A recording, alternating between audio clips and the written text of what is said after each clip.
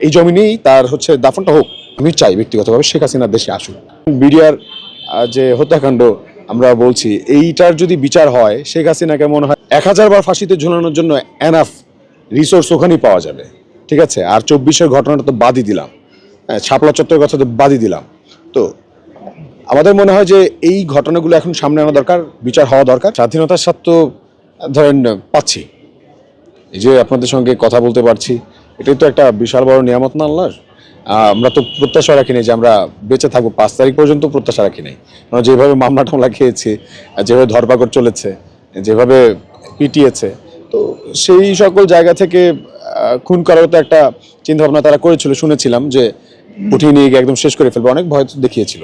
তো তারপরেও যে পৃথিবীতে এখনো অক্সিজেন নিচ্ছি বা সূর্যের আলো দেখছি, মানুষের সাথে কথা বলতে পারছি, এটা যে আল্লাহ একটা বিশাল নিয়ামত। তো এটা একটা বিশাল স্বাধীনতা। শেখ হাসিনার মতো একজন স্বৈরাচার বাংলাদেশে নাই। একটা স্বৈরাচার মুক্ত বাংলাদেশ আছে এখন, বা শেখ হাসিনাকে ছাড়া গত 16ই ডিসেম্বর আমরা উদযাপন করলাম। তো এগুলো তো আল্লাহর নিয়ামত। হ্যাঁ, তো এইটাও একটা স্বাধীনতা আমরা মনে করি।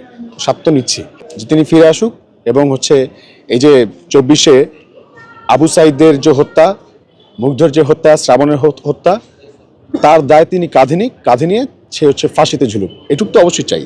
তার লাশটা এই জমিনের এই জমিনেই তার হচ্ছে দাফনটা হোক।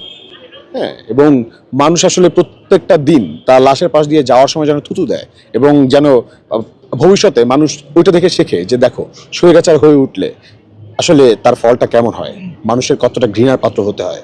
হ্যাঁ, এমনটা আসলে চাই। তো আমি চাই ব্যক্তিগতভাবে শেখ হাসিনা দেশে আসুক।